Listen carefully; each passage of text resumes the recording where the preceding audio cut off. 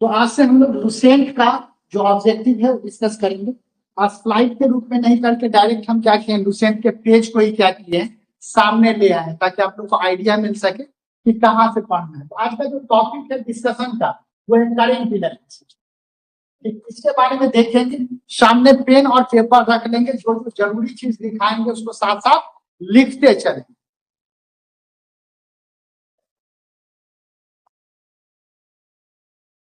देखिए पहला क्वेश्चन है आपका, इसको स्लाइड के रूप में कल से रखेंगे, आज डायरेक्ट बुक का ही दिया है। पहला क्वेश्चन है, जब कांच की छड़ को रेशम से रगड़ा जाता है तब ग्लास रॉड पर कौन सा चार्ज आता है। यानी कह रहा है कि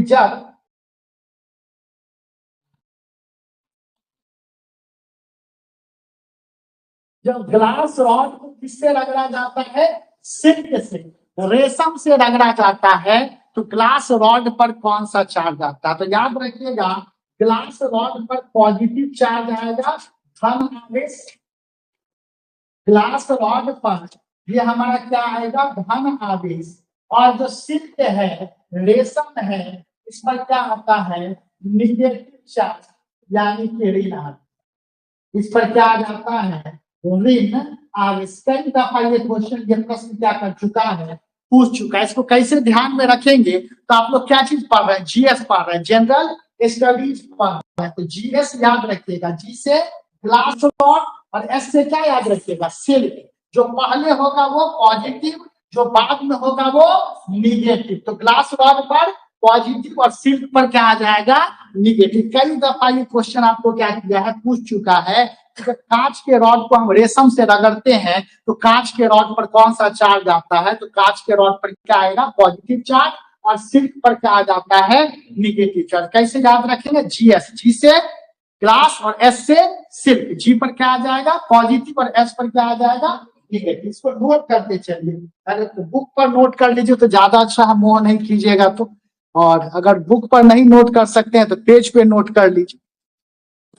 कल से आपका ये पीडीएफ फॉर्म में रहेगा तो पीडीएफ भेज भी किया जाएगा, ताकि उसी पर आप नोट करते चलिएगा। नोट जरूर कर लीजिए, क्योंकि कभी कभी लगता है कि याद हो गया, लेकिन बाद में क्या कीजिएगा, भूल जाएगा, ध्यान से उतर जाए।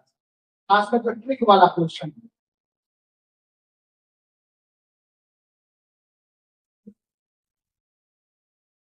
चलिए अगला जो प्रश्न हमारा है, नोट कर लिए सर। अगला प्रश्न है दूसरा। दूसरा, किसी आवेशित चालक का संपूर्ण आवेश कहाँ रहता है। याद कह रहा है कि अगर कोई चार्ज कंडक्टर है, देखिए अगर कोई, समझिएगा बहुत महत्वपूर्ण है, इससे दो तीन चीज चीरफाड़ करेंगे। अगर कोई आवेशित चालक है तो इस पर आवेश कहाँ पर रहता है। तो याद रखिएगा, कोई चार्ज कंडक्टर है, आवेशित चालक है, तो इसका आवेश कहाँ पर रहता है, ऑन दी सरफेस रहता है, पृष्ठ पर रहता है, सतह पर रहेगा, पृष्ठ पर रहता है। याद रखिएगा, आवेशित चालक का जो आवेश होता है वो कहाँ पर रहेगा, सरफेस पर या पृष्ठ पर रहेगा। इसको ऐसे भी क्वेश्चन घुमा देता है कि यदि किसी चालक कंडक्टर पर अतिरिक्त आवेश दिया जाए, एक्सेस चार्ज दिया जाए, तो वह एक्सेस चार्ज कहाँ पर होगा, तो कहाँ पर होता, ऑन दी सरफेस, पृष्ठ पर होता। पहले इसको नोट कीजिए, उसका देख हम थोड़ा चीरफाड़ इसको करते हैं। ठीक है, तो ये तो हमारा क्या हो जाएगा, बाहरी पृष्ठ पर। यहाँ भी बदमाशी क्या किया है, पृष्ठ हम लिख दिए लेकिन यहाँ फंसाने का प्रयास किया, बाहर या अंदर। तो कहां पर है, आउटर सर्फेस, बाहरी पृष्ठ। सामने बुक रखिएगा और वहां भी लिखते चलिए, मतलब देखते चलिएगा, बाहरी पृष्ठ नोट। तो बाहरी पृष्ठ पर क्या रहता है, आवेश रहता। आउटर सरफेस पर क्या रहेगा, आवेश रहेगा। क्वेश्चन से ज्यादा बाबू उसका डिस्कशन महत्वपूर्ण होता है, उसे क्या क्या और एग्जाम में फंसा सकता है, ये ज्यादा क्या होता है, महत्वपूर्ण। ठीक है, अब देखिए इसको और चीर फाड़ करते हैं। देखिए बाबू, तो इसको और समझते हैं। देखिए याद रखिएगा कि जो कोई खोखला चालक दोनों कंडक्टर लेते हैं, ये क्या है हमारा, खोखला चालक, खोखला चालक है। हॉलो कंडक्टर, ये प्रिंसिपल लेकिन किस पर आधारित है? किसी खोखला चालक के भीतर आवेश जीरो होता है। Charge inside the hollow conductor is zero, यानी कि खोखला चालक के भीतर आवेश क्या होगा? जीरो होगा। और दूसरा, विद्युत क्षेत्र इलेक्ट्रिक फील्ड भी क्या होता है? जीरो होता है। ये दो पॉइंट याद रखिएगा। तो किसी खोखला चालक के भीतर आवेश रहेगा ही नहीं, चार्ज रहेगा ही नहीं, तो अगर हम चार्ज उस पर देंगे तो वो चार्ज कहां पर रह जाएगा? सतह पर ही रहेगा। वही किस सतह पर रहेगा? बाहरी, क्योंकि अंदर तो रह नहीं सकता। इसका बेसिक प्रिंसिपल क्या याद रखेंगे? Charge inside the hollow conductor is zero. खोखला चालक के अंदर आवेश क्या होता है? शून्य होता। ना केवल आवेश शून्य होता है, बल्कि उसके अंदर का जो विद्युत क्षेत्र है, इलेक्ट्रिक फील्ड है, वो भी क्या होता है? शून्य होता है। पहले डायग्राम बनाइए, इसका प्रिंसिपल लिखा देते हैं, ताकि एग्जामिनर किसी भी तरीके से फंसाने का प्रयास करे, आप फंसिए।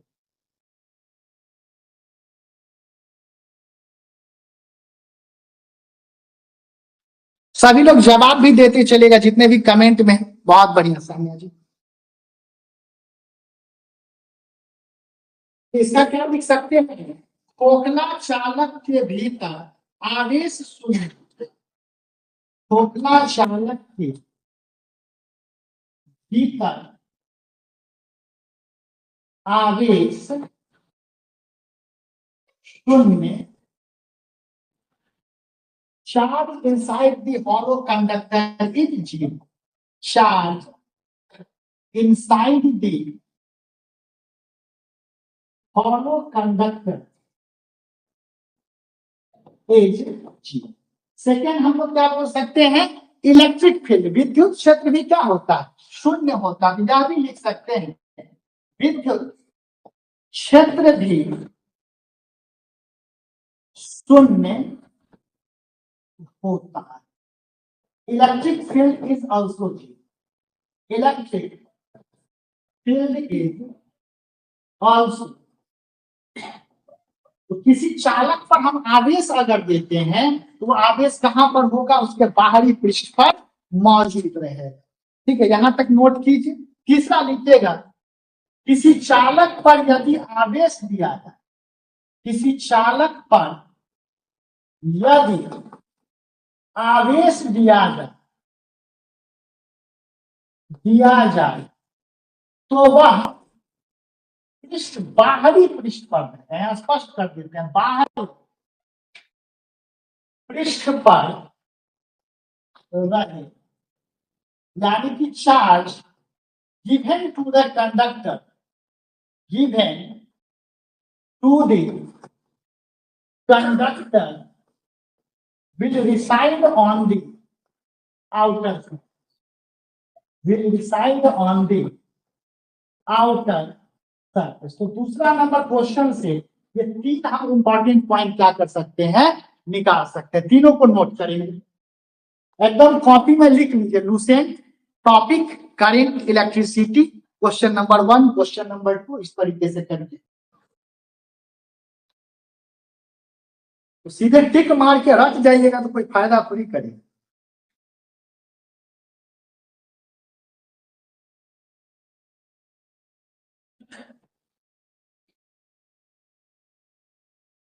चलिए अगले क्वेश्चन की ओर बढ़ते हैं। तीसरा क्वेश्चन है हमारा, हम पढ़ दे रहे हैं, आपके देखते भी हो। दो विद्युत आवेशों के बीच लगने वाला बल संबंधित है। तो दो आवेशों के बीच लगने वाला बल जो है वह संबंधित है, यानी कि force at acting between two charges is related to Coulomb's. ठीक है, तो तीसरा नंबर क्या है? तीसरा नंबर क्वेश्चन का क्या कह रहा है, समझते हैं। देखिए कूलम्ब का नियम क्या कहता है? जैसे दो चार्ज है, एक चार्ज क्या है? Q1 है, और दूसरा चार्ज क्या है? Q2 है, और दोनों के बीच का डिस्टेंस क्या है? R है। तो कूलम्ब से हम क्या बोले थे कि दो चार्ज के बीच जो फोर्स लगेगा वो Q1 Q2 के डायरेक्टली प्रोपोर्शनल, समानुपाती होगा। यानी कि आवेश के मान को बढ़ाएंगे, चार्ज के मान को बढ़ाएंगे तो फोर्स क्या होगा? बढ़ेगा। और बताएं कि एफ जो है वो इनवर्सली प्रोपोर्शनल किसमें होता है, आर स्क्वायर के। यानी कि दो चार्ज के बीच के दूरी को बढ़ाएंगे तो फोर्स क्या होते जाएगा, घटते जाएगा। इसी को मिला के लिखते थे तो क्या लिखते थे, एफ जो है वो डायरेक्टली प्रोपोर्शनल किसके होता था, Q1 Q2 bye are square के। और प्रोपोर्शनैलिटी को बराबर में तोड़ते थे तो क्या लिखाता था, एफ बराबर 1/4 पाई एप्सिलॉन नॉट गुने Q1 Q2 बट्टा आर स्क्वायर। यही जो नियम है, यही नियम हमारा क्या कहलाता है, कूलम्ब्स लॉ कहलाता है। यही हमारा क्या है, कूलम्ब का नियम था। ये नोट कर सकते हैं। तो कूलम्ब का नियम क्या है, दो आवेशों के बीच लगने वाले बल को बतला।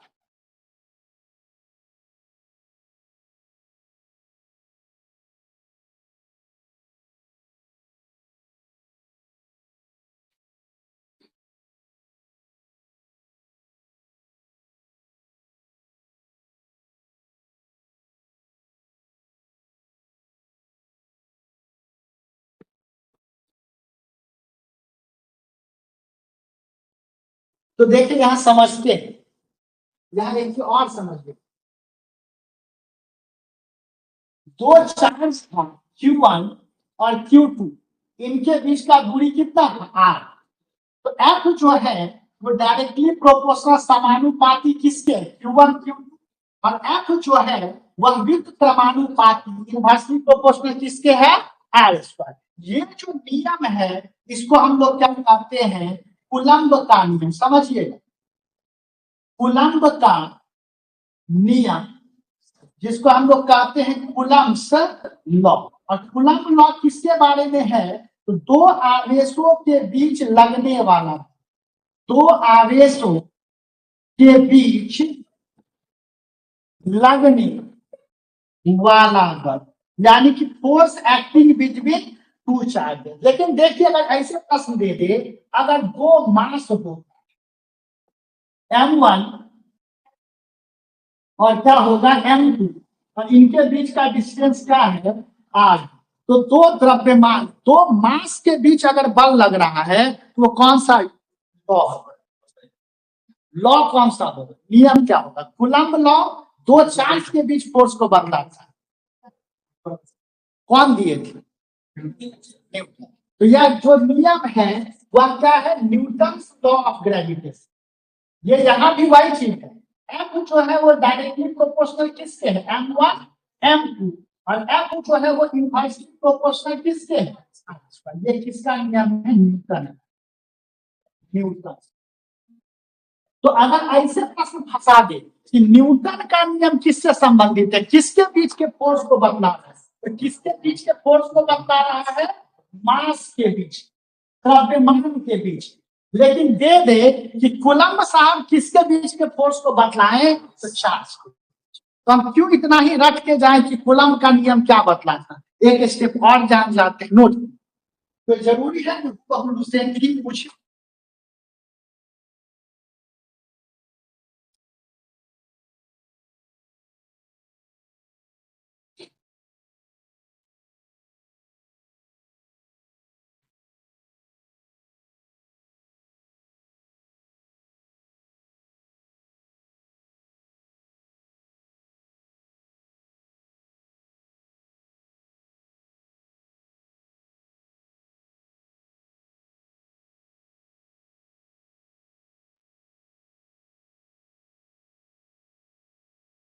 चल अगले प्रश्न की ओर आते हैं, हाथ तेजी से चलाएं।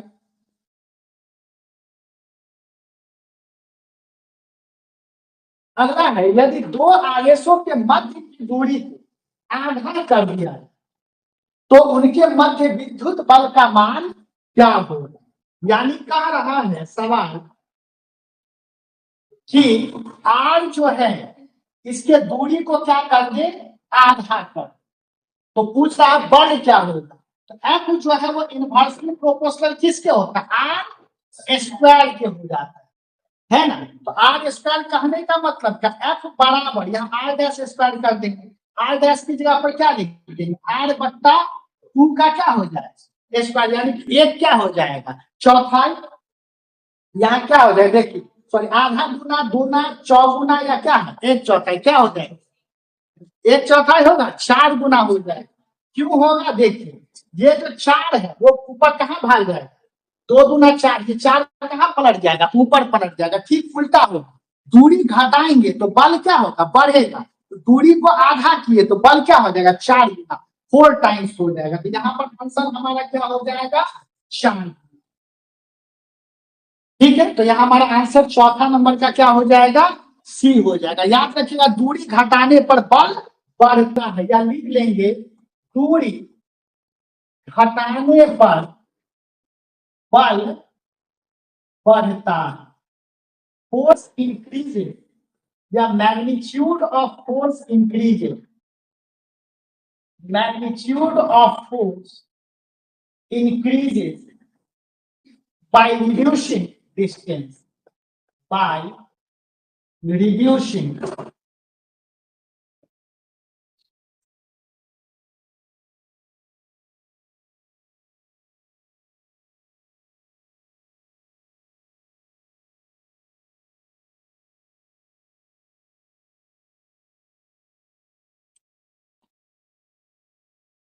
ठीक है।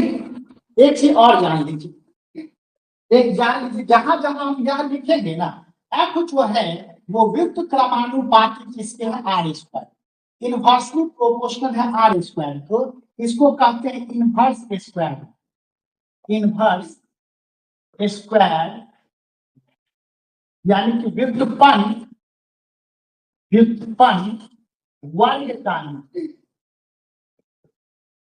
तो पूछ लेगा कौन कौन सा ऐसा बल है जो व्युत्पन्न वर्ग के नियम का अनुपालन करता है, इनवर्स स्क्वायर लॉ को अनुपालन करता है। तो एक तो हम क्या बता दिए, दो आवेशों के बीच लगने वाला बल, दो आवेशों के बीच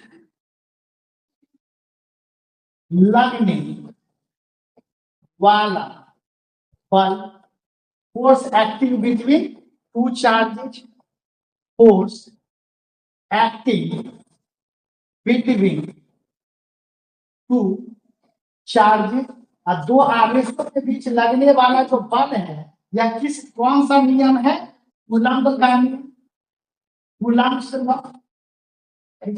और दूसरा हम बताएं बाबू यहाँ देखते हैं थोड़ा, यहाँ देखिए तो न्यूटन के नियम में भी तो क्या लिख रहे हैं एफ जो है डायरेक्टली प्रोपोर्शनल किसके आर स्क्वायर है। तो यहाँ ऐसे भी लिख सकते हैं दो द्रव्यमान के बीच लगने वाला बल, दो द्रव्यमानों के मध्य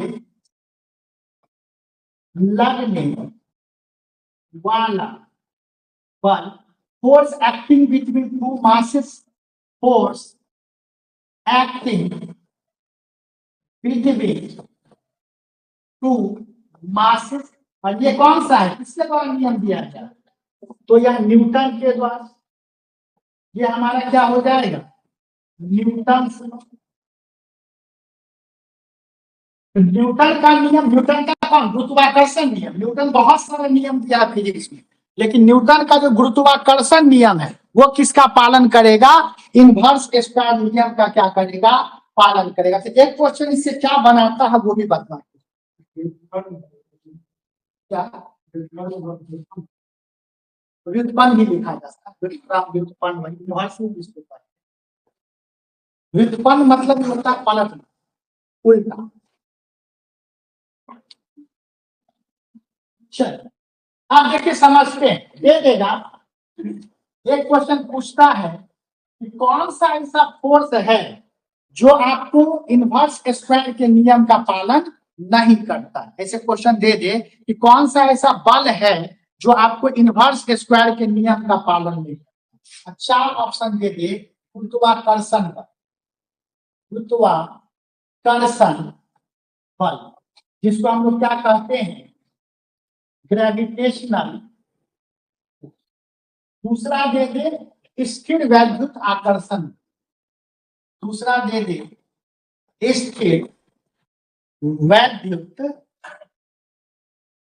आकर्षण बल, जिसको क्या कहते हैं, इलेक्ट्रोस्टैटिक, इलेक्ट्रोस्टैटिक। तीसरा हमारा ऑप्शन दे दे, नाभिकीय बल, नाभिकीय बल यानी कि क्या हो जाए, न्यूक्लियर फोर्स। और चौथा हमारा दे दे, इनमें से कोई, इनमें से कोई नहीं, यानी कि none of this, none of this.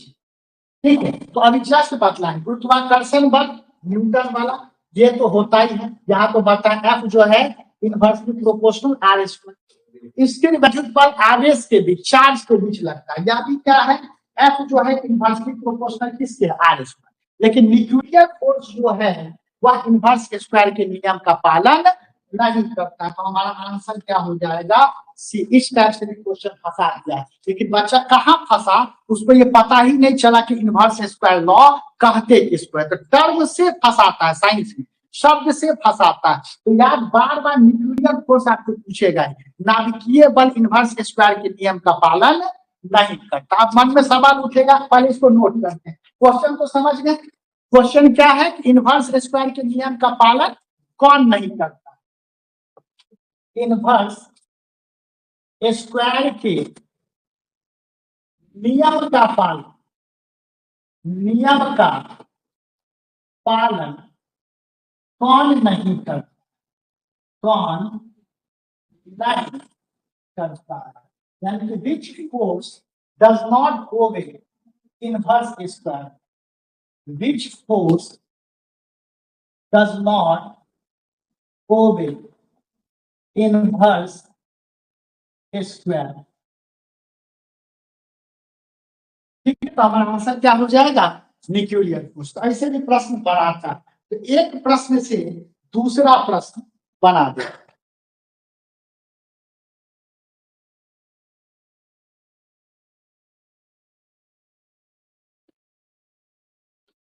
ठीक, अब यहाँ एक और शब्द है, तो और चीज करते हैं, दो तीन चीज समझे। दो चार्ज के बीच लगने वाले बल को क्या कहते हैं, स्थिर वैद्युत बल, इलेक्ट्रोस्टैटिक फोर्स। इससे संबंधित जो नियम है वह क्या है, कूलम्ब का। दो मास, दो द्रव्यमान के बीच जो बल लगता है उसको क्या कहते हैं, गुरुत्वाकर्षण बल। इससे संबंधित जो नियम है वह क्या है, न्यूटन का नियम है।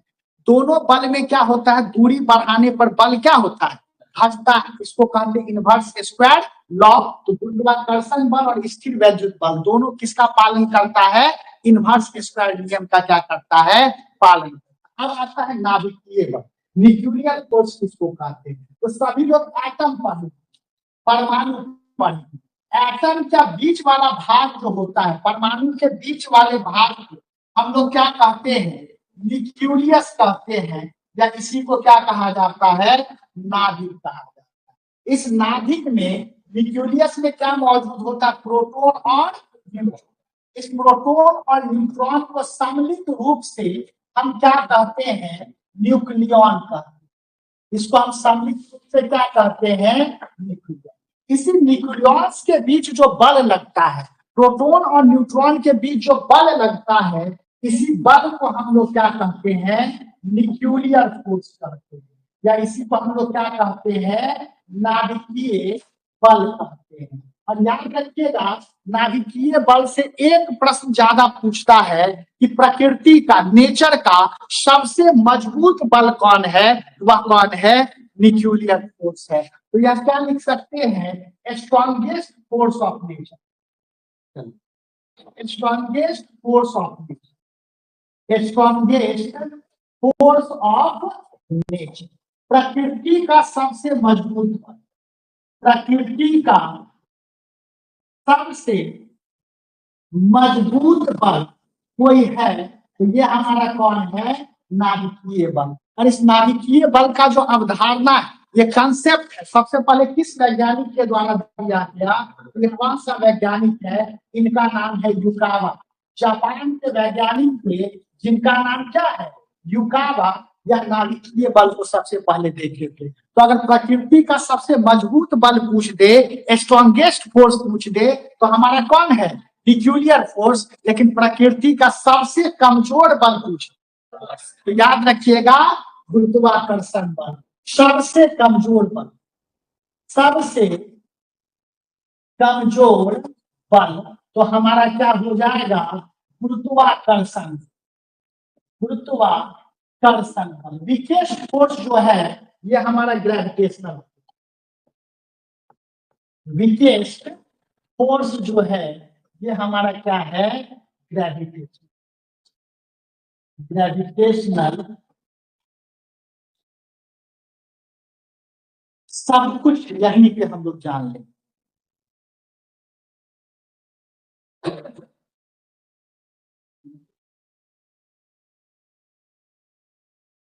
आगे आगे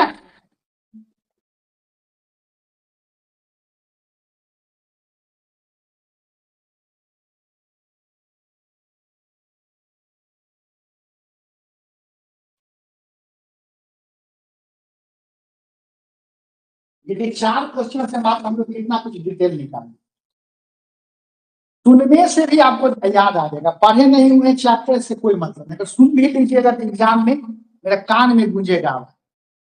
जैसे पुराने जमाने में देखिएगा कोई पत्र पढ़ता था लेटर तो उसकी माँ उस चिट्ठी में दिखती थी और पूरा पढ़ के बता देती थी, उसी तरीके से क्वेश्चन के ऊपर देख के मेरा ही शक्ल दिखेगा गंदा सा, ठीक।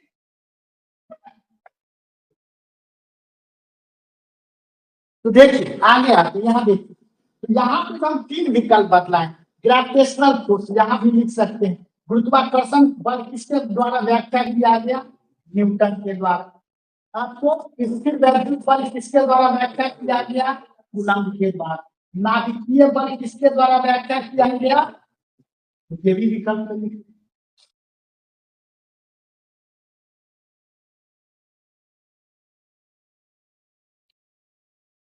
चलिए अगले प्रश्न की ओर आते हैं। अगला प्रश्न है 5वां, समान आवेशों में होता है आकर्षण, आसंजन, विकर्षण या स्वसंजन। बहुत अच्छा, देखिए जो भी इसका विकल्प बड़ा मजेदार है। देखिए समान आवेश प्रतिकर्षित करता है, याद रखिएगा, समान आवेश प्रतिकर्षित करता है, प्रतिकर्षित करता है। क्वेश्चन नंबर अपना लिख लीजिएगा, जबकि असमान आवेश, असमान आवेश आकर्षित करता, आकर्षित करता, यानी कि like charges repel each other, like charges repel each other while unlike charges, while unlike charges attract each other, attract each other। तो यहां देखिए बाबू, अगर यहाँ हमारा प्लस चार्ज है और प्लस है तो इनके बीच क्या होगा, प्रतिकर्षण, यानी कि रिपल्सन है। अगर हमारा प्लस चार्ज है और माइनस चार्ज है तो इनके बीच क्या होगा, आकर्षण होगा या अट्रैक्शन, ठीक। और माइनस चार्ज है और माइनस चार्ज है तो इनके बीच क्या होगा, जिसको क्या कहते हैं, रिपल्सन। अगर एक लड़का दूसरे लड़का से नोट्स मांगे तो बोलेगा पूरा लिखे ही नहीं है आपसे। अब भाई लड़की अगर नोट्स मांग ले, बोलेगा हम रात भर जग के हम लिख के आपको कल देंगे, ठीक है। तो अपोजिट में क्या है, अट्रैक्शन, और सेम में क्या है, रिपल्सन। नोट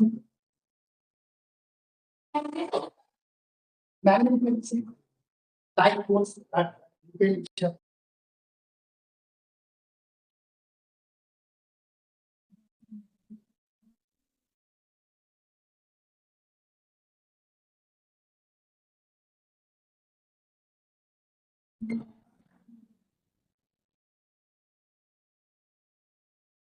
चलिए आगे की ओर बढ़, इसका देखिए विकल्प ज्यादा महत्व है।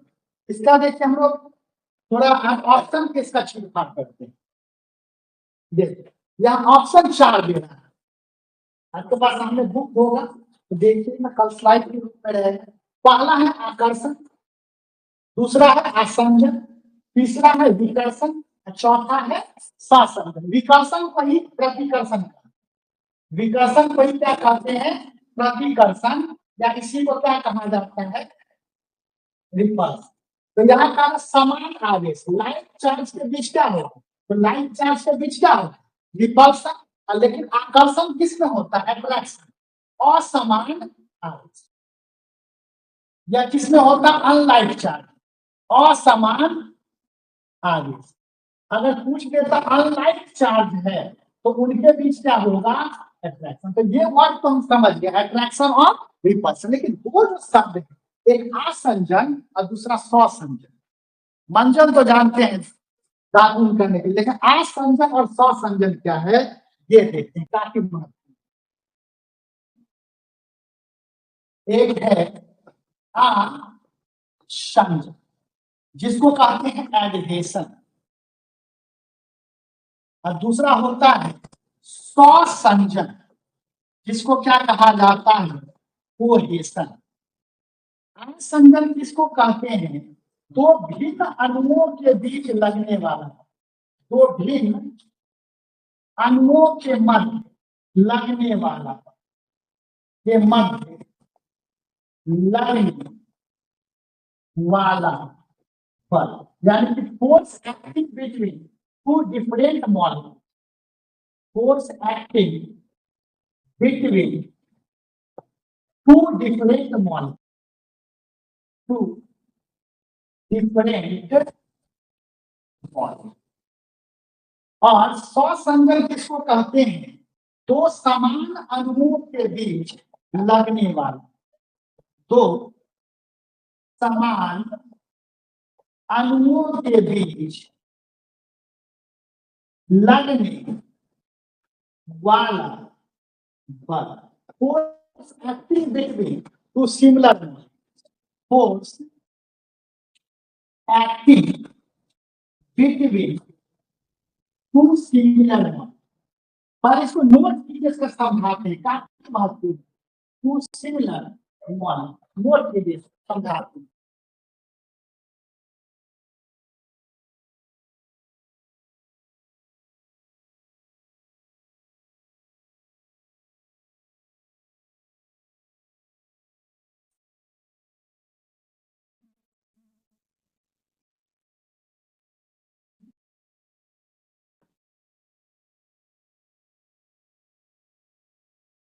ठीक है, अब ये क्या है, आसंजन और ससंजन बल देखते हैं, कोहेसिव एंड एडहेसिव फोर्स देखते हैं। समझ, जैसे चापाकल से आप पानी लेते हैं, तो चापाकल ट्यूबवेल जिसको कहते हैं, उसमें क्या लगाना है, तो पाइप लगाना है, तो ट्यूब लगाना है, और इसके थ्रू पानी को खींचते हैं। तो ये हमारा पानी क्या है, H2O, ये पानी क्या है, H2O, ये पानी क्या है, H2O, इधर ये H2O है।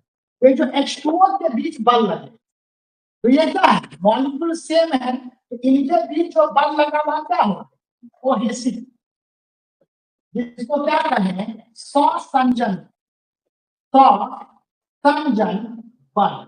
लेकिन इस H2O और इस ट्यूब के बीच लगे, इस पाइप और इस पानी के बीच लगे, उसको क्या कहेंगे, आसंजन बल, जिसको हम लोग क्या कहते हैं, एडहेसिव फोर्स कहते हैं। जैसे देखिएगा, गोंद को इंग्लिश में एडहेसिव कहा जाता है। देखिएगा, हम लोग क्या बोलते हैं, गोंद दीजिए, गम दीजिए, है ना। देखिए बहुत जगह पे एडहेसिव यूज किया जाता है, फेविकॉल सब में भी देखिए। एडहेसिव मतलब क्या, दो अलग अलग चीजों को वो क्या कर रहा है, जोड़ रहा है, इसको लिए क्या कहा, एडहेसिव। अगर कोई जो होठ में लिपस्टिक लगाता है, वहां पे कौन सा बल लगा, एडहेसिव फोर्स। क्यों लगा, क्योंकि होठ अलग है और लिपस्टिक क्या है, अलग है, तो वह क्या हो गया, असंजन। समान लिपस्टिक के अणुओं के बीच जो लग रहा होगा वो क्या हो जाएगा, ससंजन बल हो जाएगा। हम हाथ को पानी में डुबाते हैं, तो हाथ और पानी के बीच कौन सा बल लगेगा, असंजन बल, जिससे हाथ भीग जाता है। लेकिन हाथ को मरकरी में डुबा दे, पारा में, हाथ नहीं भीगे, कभी डुबा के देखिएगा। क्यों, क्योंकि हाथ और मरकरी के बीच असंजन बल नहीं लगता। ये भी क्वेश्चन पूछता है कि हाथ को पानी में डुबाने पर हाथ भीग जाता है, क्यों, एक पागल आदमी कैसा क्वेश्चन पूछ रहा है। क्योंकि हाथ और पानी के बीच क्या लग रहा है, एडहेसिव। लेकिन उसी हाथ को अगर हम मरकरी में डुबा दे, पारा में डुबा दे, हाथ नहीं भीगेगा, क्योंकि हाथ और मरकरी के बीच एडहेसिव फोर्स नहीं लगता। इसको सब क्वेश्चन बनता है, तो सीधे आपको इसका आंसर क्या याद कर जाते, 5 मार्क का सी, विकर्षण, रिपल्सन। लेकिन यहाँ देखें, टीचर के साथ डिस्कशन करने का ये फायदा, इसलिए 500 में एमसीक्यू बैच से जुड़े। स्कूल का आगे देखिए क्वेश्चन कहा रहा कि चार्जिंग ऑफ ऑब्जेक्ट जो है वो किसके ट्रांसफर से होता है, तो भाई किसके ट्रांसफर से होता है, कभी जस्ट बतलाएं, इलेक्ट्रॉन के ट्रांसफर से होता है। लेकिन एक चीज भाई यहाँ पर एक वर्ड दिया है पॉजिट्रॉन, इसके बारे में भी जानना बहुत जरूरी है, बहुत खतरनाक चीज। पॉजिट्रॉन का विशेषता जानते हैं, पॉजिट्रॉन का विशेषता जानते हैं, देखिए याद रखिएगा, इलेक्ट्रॉन जो है, इलेक्ट्रॉन पर कौन सा चार्ज, निगेटिव। प्रोटॉन जो है इस पर कौन सा चार्ज, लेकिन दोनों का मास अलग है, दोनों का द्रव्यमान, दोनों का द्रव्यमान भी, यानी कि दोनों का मास क्या है, डिफरेंट, मास डिफरेंट, ठीक है। लेकिन देखिए क्या है, हमारे न्यूक्लियस में, हमारे परमाणु में एक इलेक्ट्रॉन है जिस पर कौन सा चार्ज है, निगेटिव, और एक पॉजिट्रॉन होता है, इस पर कौन सा चार्ज होता है, पॉजिटिव, और दोनों का मास भी समान, दोनों का द्रव्यमान समान, द्रव्यमान समान, यानी कि मास यहाँ पर क्या है, सेम। तो समझिए बात, यहाँ पर दोनों का मास सेम है, सिर्फ अंतर क्या है, चार्ज। तो ये इलेक्ट्रॉन है, ये हमारा इलेक्ट्रॉन है, तो ये हमारा क्या है, इसको पॉजिट्रॉन, यानी कि इलेक्ट्रॉन का ठीक उल्टा है, इसलिए इसको प्रतिकण कहते हैं, एंटी पार्टिकल। इसको क्या कहते हैं, एंटी पार्टिकल। एंटी मतलब क्या होता है, विपरीत, उल्टा, जैसे अंकल के उल्टा को क्या कहते हैं, एंटी कहते हैं। इसी प्रकार से यहाँ पर इलेक्ट्रॉन का उल्टा क्या है, पॉजिट्रॉन है। तो पूछता है कई दफा क्वेश्चन, इलेक्ट्रॉन का प्रतिकण कौन, तो इलेक्ट्रॉन का प्रतिकण कौन होता है, पॉजिट्रॉन। इसी का याद रखिएगा, एक कण होता है न्यूट्रिन, ठीक है, इसका प्रतिकण जो होता है ये एंटी न्यूट्रिन, एंटी। तो दोनों प्रतिकण याद रखिएगा कि इलेक्ट्रॉन का प्रतिकण कौन है, पॉजिट्रॉन, न्यूट्रॉन के एंटी पार्टिकल क्या है, एंटी न्यूट्रिन। इसको निकाल, न्यूट्रिन एंटी न्यूट्रॉन है, न्यूट्रिन, नोट करिए इसको, पॉजिट्रॉन से भी क्वेश्चन पूछता है।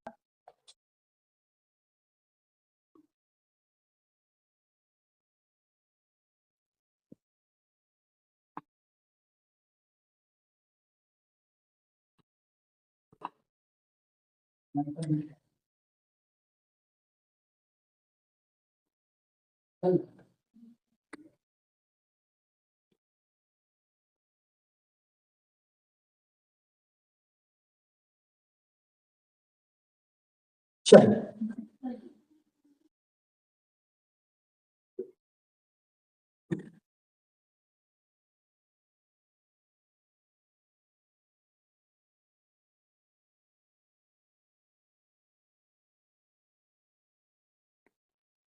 अगला प्रश्न है, ये जा रहे हैं, यदि आसमान से बिजली गिरने वाली हो तो सुरक्षित रहने के लिए क्या किया, क्वेश्चन नंबर क्या, 6 है, छठा है ना, तो याद रखिएगा इसका नियम, विद्युत बल, विद्युत बल रेखा,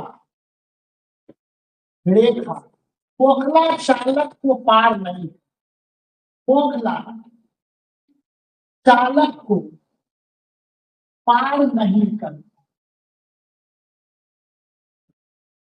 यानी कि electric lines of force does not cross, electric lines of force do not cross follow में, इसका प्रिंसिपल बता, फॉलो में,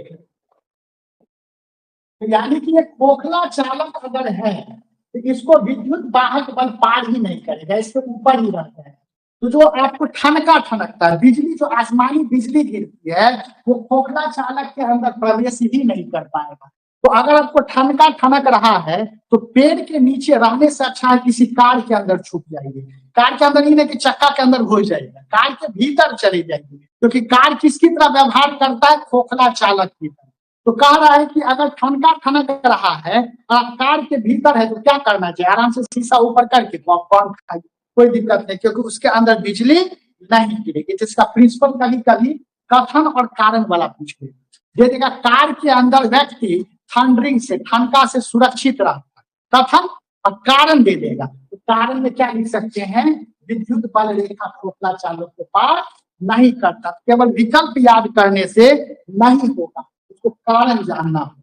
तो यहाँ पर एक का जो आंसर है, 4 विकल्प दे रहा है। 4 विकल्प क्या है, कार की खिड़कियां बंद कर देंगे, कार की खिड़कियां खोल देंगे, कार से उतर कर नीचे जाएंगे, या कार के ऊपर बैठ जाएंगे। कहाँ बैठेंगे, कार की खिड़कियां बंद कर देंगे। अब इतना ही रखते हैं।